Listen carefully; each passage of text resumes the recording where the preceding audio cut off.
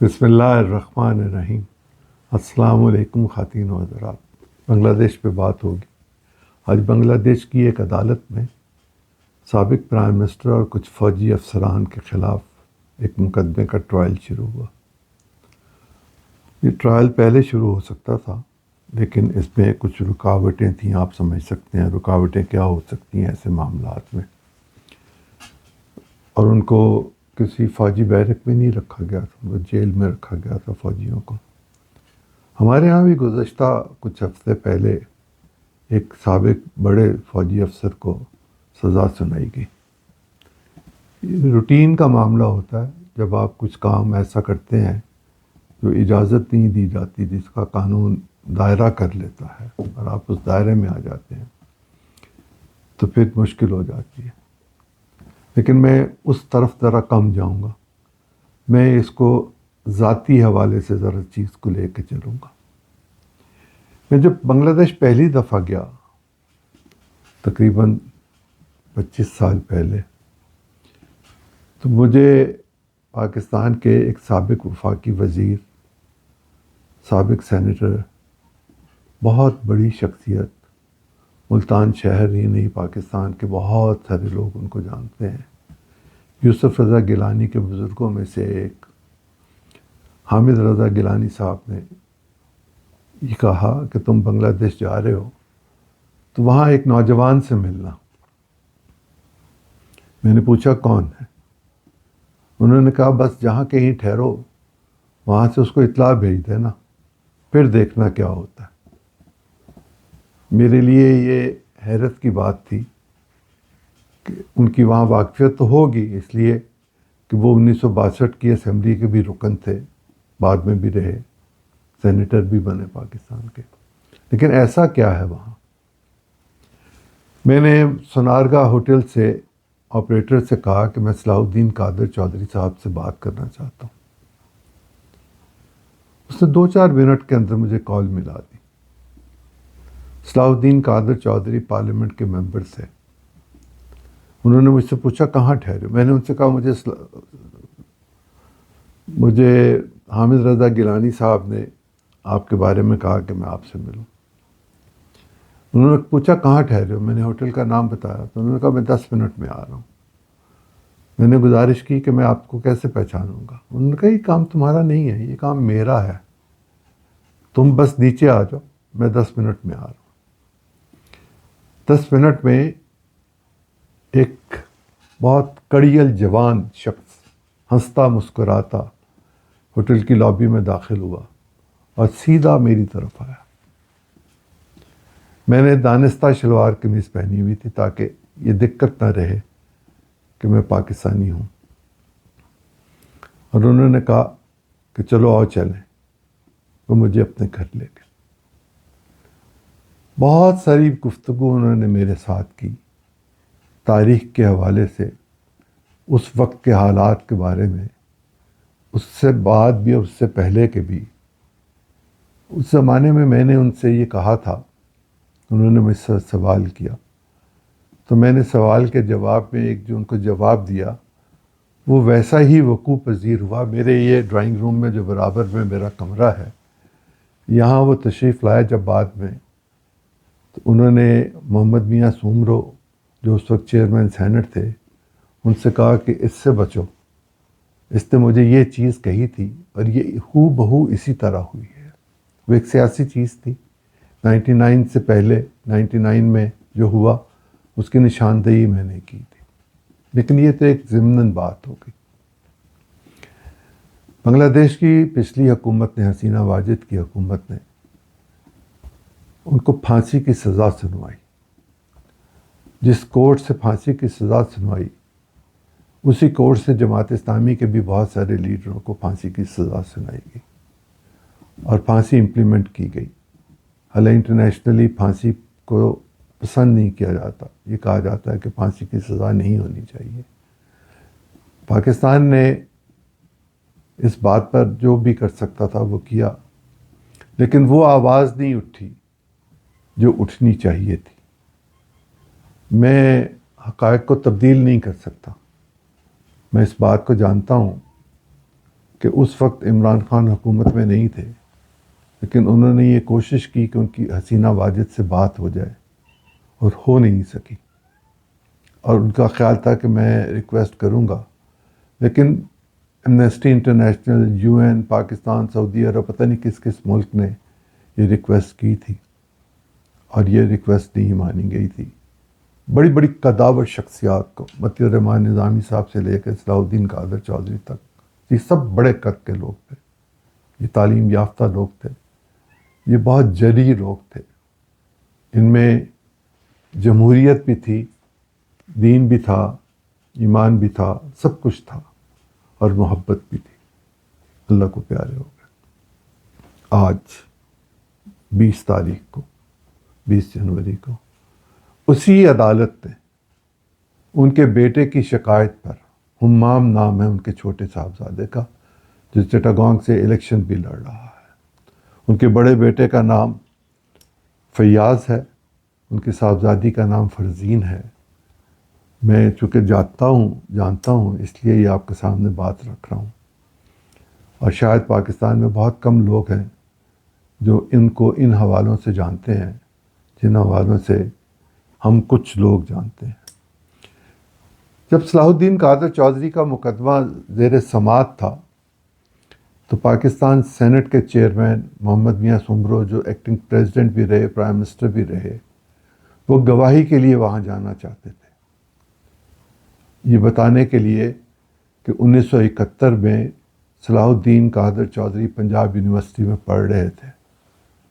صرف وہی نہیں جانا چاہتے تھے، بلکہ سابق وزیر، وفاقی وزیر اسحاق خاقوانی بھی جانا چاہتے تھے، جو ان کے ذاتی دوست تھے، بالکل ذاتی دوست تھے، جن کے گھر ان کا آنا جانا تھا، جہاں وہ بچپن کے دن گزارتے تھے، چھٹیوں کے، عید، خوشی جب کبھی ہوتی تھی، خوشی کا لمحہ یا عید کے لمحات یا عید کی چھٹیاں یا اس طرح لانگ ویکینڈ، یہ صادق پبلک اسکول میں پڑھا کرتے تھے، اور ان کے گھر یہ رہا کرتے تھے۔ حامد رضا گیلانی صاحب کے گھر بھی یہ جاتے تھے، انہوں نے مجھے بتایا تھا۔ خیر میری تو ان سے ملاقات بہت لیٹ ہوئی۔ ان کے والد پاکستان کی قومی اسمبلی کے اسپیکر تھے، فضل قادر چودھری صاحب۔ انہیں شیخ مجیب کے دور حکومت میں جیل میں زہر دے کر مارا گیا تھا، سلو پوائزننگ کی گئی تھی، وہ بیمار تھے اور ان کو پوائزن دے کے مار دیا گیا تھا۔ یہ مثال ہے حب الوطنی کی، اپنی عقیدت کی، اپنی محبت کی، اپنے نظریے کی، اور یہ مرتی نہیں ہے۔ ان کے بیٹے کو، ہمام کو، 4 اگست 2016 میں دھان منڈی سے صبح 9 بجے کے قریب، جب وہ مجسٹریٹ کی عدالت میں اپنی والدہ کے ساتھ جا رہا تھا، اغوا کیا گیا، اور اغوا کر کے ان کو ایک کیمپ میں رکھ دیا گیا۔ ان کی آنکھوں پہ پٹی باندھ دی گئی۔ انہوں نے جو آج بیان دیا، میں اس میں سے کچھ چیزیں آپ کو پڑھ کے سنانے پہ مجبور ہوں۔ انٹرنیشنل کرائمز ٹریبونل 1 نے پیر کو معزول وزیر اعظم شیخ حسینہ واجد، سابق مشیر دفاع retired major general Tariq Ahmed Siddique, 11 حاضر سروس اور retired D G F I اور فوجی افسران کے خلاف عوامی لیگ کے دور حکومت میں انسانیت کے خلاف جرائم میں مبینہ طور پر ملوث ہونے کے مقدمے کی سماعت شروع کی۔ ان کے خلاف الزامات میں جبری گمشدگی، اغوا، غیر قانونی حراست اور حکومت کے خلاف اختلافی خیالات رکھنے والے لوگوں پر تشدد شامل ہے۔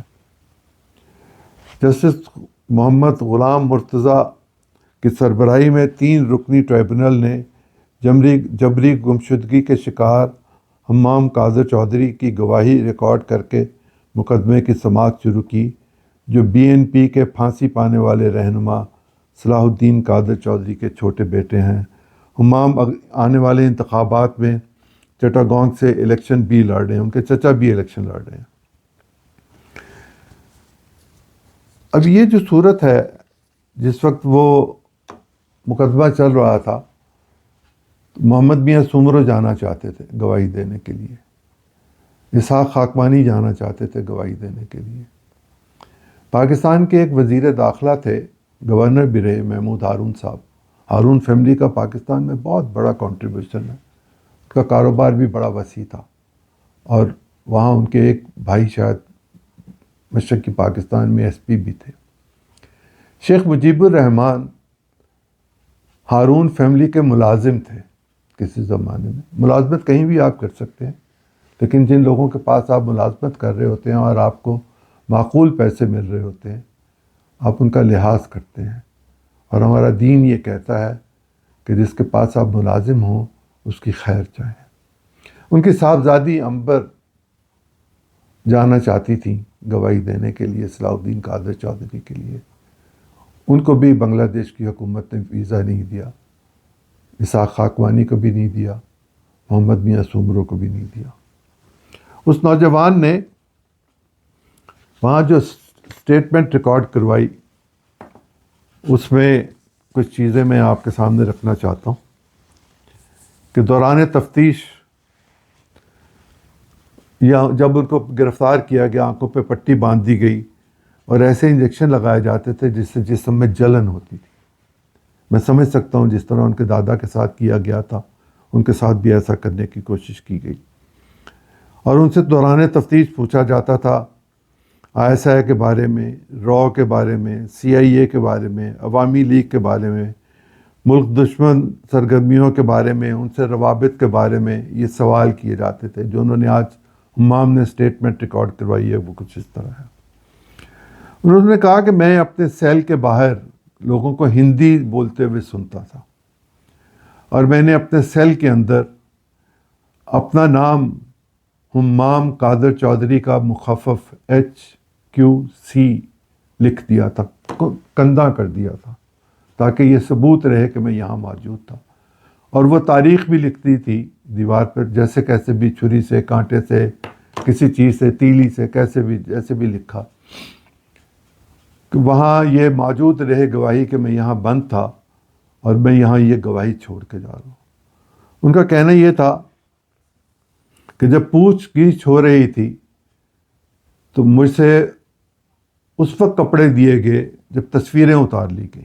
گویا وہ یہ کہہ رہے تھے کہ مجھے بغیر کپڑوں کے مجبور کیا جاتا تھا کہ میری تصویریں اتاری جائیں، اور میں تو ایک قیدی تھا یا ایک مغوی تھا، اغوا ہوا شخص تھا، بے بس تھا، جس کا جسم میں سقط نہیں تھی۔ جس وقت میری ٹانگ پہ سوجن آ گئی، میں بیمار ہو گیا، تو وہیں سیل میں میرا آپریشن کیا گیا، لوکل انستھیزیا کے ساتھ آپریٹ کیا گیا، جس کی تکلیف اپنی جگہ پر موجود تھی۔ میں جرائم کی بات کر رہا ہوں، اس ناروا سلوک کی بات کر رہا ہوں جو بنگلہ دیش میں کسی ایک شخص نے آج سنائے۔ اس طرح کے اور واقعات سننے کو ملیں گے۔ انہوں نے ہی کہا کہ جب میں 5 اگست 24 کو، یعنی 1.5 سال پہلے، مجھے یہ پتہ چلا کہ میرے جو برابر والا کیمپ ہے اس میں ایک صاحب ہیں عبداللہ نام کے، بریگیڈیئر جنرل، اور یہ پروفیسر غلام اعظم صاحب جو بہت ہی بڑی قداور شخصیت تھیں بنگلہ دیش کی، جن کو کئی سال تک بنگلہ دیش کا پاسپورٹ ہی نہیں دیا گیا، اور جو 95-96 برس کی عمر میں جن کا جنازہ جیل سے اٹھا، ان کے صاحبزادے تھے، سرونگ بریگیڈیئر جنرل تھے، سرونگ بریگیڈیئر جنرل۔ آپ ذرا غور کیجیے، قید میں رکھا ہوا تھا۔ انہوں نے کہا کہ مجھے جب میں گیا وہاں چیف ایگزیکٹو یونس کے ساتھ دیکھنے کے لیے، ان کو جگہ دکھانے کے لیے کہ اس کیمپ میں مجھے رکھا گیا تھا، تو تب کچھ اور چیزیں بھی سامنے آئیں، اور وہاں میں نے ان کو دکھایا، اور میں نے جانے سے پہلے بتایا تھا کہ میں وہاں اپنا نام لکھایا ہوا ہوں۔ انہوں نے دیکھا، تصدیق کی، وہاں کے لوگوں نے بتایا۔ اس میں جن لوگوں کے خلاف مقدمہ چل رہا ہے اس میں نے کچھ نام آپ کے سامنے رکھے، ان کے علاوہ ہیں میجر جنرل شیخ محمد سرور حسین، میجر جنرل کبیر احمد، بریگیڈیئر جنرل محبوب الرحمان اور احمد تنویر، مظہر صدیق، اور ریٹائرڈ جنرل بھی ہیں اس میں۔ یہ تو ایک شخص کی کہانی ہے بنگلہ دیش کی، یہ BNP سے الیکشن لڑ رہے ہیں۔ میں ان کے لیے کیا کہوں، ان کے لیے میرے پاس عزت احترام ہے، اور یہ ٹرائبونل جو ہے انہوں نے آج ان کا بیان لے کر کیس ملتوی کیا ہے، اور دیگر 10 ملزمان جو تھے وہ موجود نہیں تھے، 3 فوجی افسران کٹہرے میں کھڑے تھے۔ ذرا غور کیجئے کہ جب آپ طاقتور ہوتے ہیں تو جو کچھ آپ کر سکتے ہیں، ایک لمحے کے لیے یہ سوچ لینا چاہیے کہ کوئی دیکھ رہا ہے، اور کون دیکھ رہا ہے؟ اللہ دیکھ رہا ہے، جو میری شارک کے بھی قریب ہے، جو آپ کی شارک کے بھی قریب ہے۔ دوسرا معاملہ جس میں میں آپ کے سامنے بات رکھنا چاہتا ہوں وہ یہ ہے کہ مجھے اس بات پہ حیرانگی ہوئی، میں نے پچھلے پروگرام میں آپ سے بات کی تھی کہ وہاں ڈسکوالیفیکیشنز ہو رہی ہیں ڈوئل نیشنلٹی پر۔ ڈوئل نیشنلٹی پر جو ڈسکوالیفیکیشن ہوئی ان کو بدل دیا گیا، ان کو کوالیفائی کر دیا گیا۔ شاید یہ سوال اپنی جگہ پر اٹھے گا، مجھے یہاں رکنا پڑے گا، تو دروازہ کھولوں گا، بیگم صاحب آئی ہیں، آ رہا ہوں۔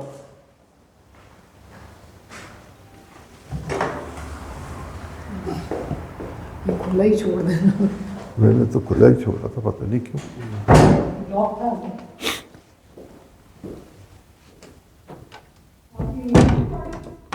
میں کر رہا ہوں، میں اٹھ کے آیا ہوں۔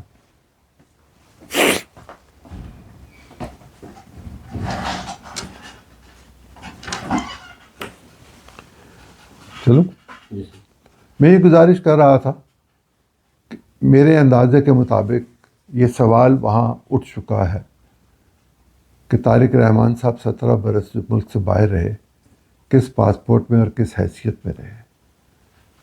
جب پالیٹکس ہو رہی ہوتی ہے تو انٹرنیشنل پلیئرز اپنا کردار ادا کرتے ہیں۔ انڈیا بھی ایک انٹرنیشنل پلیئر ہے، وہ بھی اپنا کردار ادا کر رہا ہے۔ ان کو یہ خوف ہے کہ اگر وہاں جماعت اسلامی برسر اقتدار آ گئی یا BNP برسر اقتدار آ گئی تو انڈیا کا مستقبل کیا ہوگا، انڈیا کے ساتھ روابط کیسے ہوں گے۔ اللہ جانتا ہے، یہ تو جب وقت آئے گا تب دیکھیں گے۔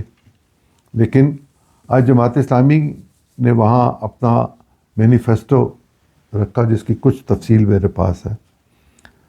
شفیق الرحمان صاحب جو ان کے امیر ہیں، میں ایک بات ایسے ہی آپ سے گزرتے گزرتے کہہ دوں کہ یہ جو جماعت اسلامی دنیا کے مختلف ممالک میں ہے، ان کی سوچ تو غالباً ایک ہی ہے، کوئی فرق نہیں ہے، لیکن یہ اپنے اپنے ملک کے ساتھ وفادار ہیں، اپنے اپنے ملک کے معاملات کو لے کر آگے چل رہے ہیں۔ اور ایسا نہیں ہے کہ اگر وہاں برسر اقتدار آ گئی جماعت اسلامی تو پاکستان میں بھی ضرور آئے گی۔ پاکستان کے لوگ اپنا فیصلہ کریں گے، بنگلہ دیش کے لوگ اپنا فیصلہ کریں گے، وہ اپنی حقیقتوں کے ساتھ اور زمینی حقائق کے ساتھ چلیں گے، ہم اپنی زمینی حقائق اور حقیقتوں کے ساتھ چلیں گے۔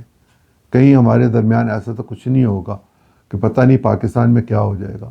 ابھی آج ہی میں نے پڑھا اٹلی جو ہے وہ نقاب پر اور برقعے پر پابندی لگانے کے بارے میں فیصلہ کرنے والا ہے، لیکن مجھے نہیں نظر آتا کہ بنگلہ دیش میں یہ ممکن ہوگا یا کوئی ایسی کوشش کی جائے گی۔ یہ ضرور ہے کہ لباس مہذب ہونا چاہیے، لیکن جماعت اسلامی خواتین کی تعلیم کی شاید سب سے بڑی دعوے دار اور اس کا مقدمہ لڑنے والی جماعت ہے۔ جتنی بھی اسلامی تحریکیں دنیا میں موجود ہیں، میں 20 ڈاکٹرز کو، انجینئرز کو، ٹیچرز کو، پروفیسرز کو، اسکالرز کو جانتا ہوں جن کا جماعت اسلامی سے تعلق ہے۔ وہ سب پڑھی لکھی ہیں، PhDs ہیں۔ ایون قاضی حسین احمد صاحب کی صاحبزادی سمیہ راحیل قومی اسمبلی کی رکن تھیں، PhD تھی۔ سید منور حسن صاحب کی اہلیہ، وہ سیکرٹری جنرل تھے، وہ جماعت اسلامی کی شعبہ خواتین کی پریزیڈنٹ تھیں، نہایت پڑھی لکھی خاتون تھیں۔ منور حسن صاحب سے کم پڑھی ہوئی نہیں تھیں، لیکن قومی اسمبلی کی رکن تھیں۔ تو جماعت اسلامی یہ پابندی نہیں لگاتی ہے، تو پاکستان میں JUP بھی نہیں، JUI بھی نہیں لگاتی، کوئی پارٹی پاکستان میں خواتین کی ریپرزنٹیشن پہ پابندی نہیں لگاتی۔ لیکن جو شفیق صاحب نے آج کہا، میں اس کے بارے میں آپ کے ساتھ بات کرنا چاہتا ہوں۔ انہوں نے کہا ہمارا ملک یعنی بنگلہ دیش، بنیادی چیلنج تو ہمیں بقا کا نہیں ہے، اب تو ہمیں استحکام یقینی بنانا ہے۔ انہوں نے کہا کہ تصور کردہ نیا بنگلہ دیش بدعنوانی کے خلاف سخت گیر ہوگا، صفر ٹالرنس ہوگی، کوئی برداشت نہیں کی جائے گی کرپشن، اور انصاف اور وقار پر نظام کو قائم کریں گے، اور یہ تمام شعبے جن میں خواتین جا سکتی ہیں ان میں ان کو حصہ لینے کی مکمل اجازت ہوگی، اور ہم اس کو پروموٹ کریں گے۔ ریاست نجی شعبے اور بین الاقوامی برادری کے ساتھ شراکت داری کو اپنا شعار بنائے گی۔ انہوں نے پالیسی سبمٹ میں، جس میں بہت سارے غیر ملکی مندوبین تھے، امریکن بھی تھے، فرینچ بھی تھے، جرمن بھی تھے، پتہ نہیں کون کون سے ملکوں کے تھے، یہ تو وہاں ان کو پتہ ہوگا۔ انہوں نے کہا کہ بنگلہ دیش کی آزادی کو سیاسی آزادی، معاشی آزادی اور انسانی وقار کے لیے ایک طویل اور نامکمل جدوجہد قرار دیا۔ 1947 میں نو آبادیاتی حکمرانی سے آزادی اور 1971 کی جنگ آزادی کے ذریعے حاصل ہونے والی آزادی کے پیچھے کی خواہشات سماجی انصاف اور معاشی آزادی پر مرکوز تھیں، تاہم انہوں نے نوٹ کیا کہ 5 دہائیوں سے زیادہ گزرنے کے باوجود وعدے صرف جزوی طور پر پورے ہوئے۔ وہ یہ کہہ رہے ہیں وہاں پر اپنے لوگوں سے، اپنے شہریوں سے، کہ 17 سالوں میں حکمرانی کی ناکامیوں اور آمرانہ طرز عمل کی اپنی داستان ہے۔ جمہوری اداروں کو کمزور کیا گیا، احتساب کی شدید کمی تھی، اور شہریوں کی آواز کو تنگ کر دیا گیا تھا، انہیں بولنے کی آزادی نہیں تھی۔ انہوں نے نشاندہی کی کہ جولائی 2024 میں عوام خصوصاً نوجوان ایک بار پھر اپنے حقوق اور مستقبل کے دعوے کے لیے اٹھ کھڑے ہوئے۔ انہوں نے کہا کہ ہم فاشسٹ حکمرانی کے ایک تاریخ باب کو عبور کر چکے ہیں، اب ہمیں جمہوری تبدیلی کی طرف اہم موڑ پر کھڑے ہیں، اور انہوں نے خبردار کیا کہ ابھی بہت سارے چیلنجز باقی ہیں۔ بنگلہ دیش میں بنگلہ دیش nationalist party, Jamaat Islami, national citizen party اور بھی دیگر جماعتیں، یہ سب اپنے چیف ایگزیکٹو سے ملاقات کر کے الیکشن کمیشن کے رویے کے بارے میں گفتگو کر رہی ہیں۔ کچھ ادھر ادھر سے کہانیاں سننے کو مل رہی ہیں، لیکن ابھی وقت نہیں ہے کہ ان کی تفصیل میں جایا جائے۔ میرا یہ خیال ہے کہ بنگلہ دیش میں انتخاب ہونا چاہیے، ضرور ہونا چاہیے، وہاں جمہوریت ہونی چاہیے، لوگوں کو اپنا حق ملنا چاہیے، لیکن ذرا غور کیجئے کہ 30 برس تک کی عمر کے جو نوجوان ہیں وہاں، بلکہ اس سے بھی زیادہ کے، انہوں نے کبھی ووٹ نہیں ڈالا پچھلے 17-18 برس میں، تو ان کو بالکل رائٹ ہی نہیں دیا گیا کہ وہ جا کے اپنا ووٹ پول کریں۔ اور 18 برس سے تو انتخاب وہاں ہوا ہی نہیں، ایک ڈرامہ ہوتا تھا، اور اس سے پہلے جو نوجوان تھے یا اس کے بعد جو نوجوان پیدا ہوئے وہ اب 18 برس کی عمر کو پہنچ چکے ہوئے ہیں، تو 40% کے قریب وہ ہیں جو نوجوان ہیں، جن کو جینزیز بھی کہا جا رہا ہے، اور وہ بھی اب ووٹ دیں گے۔ دیکھتے ہیں جینزیز بنگلہ دیش میں اپنے انقلاب کو کس طرح ثمر آور ہوتا دیکھتے ہیں۔ آج کے لیے اتنا، پھر اجازت دیجیے، اللہ حافظ۔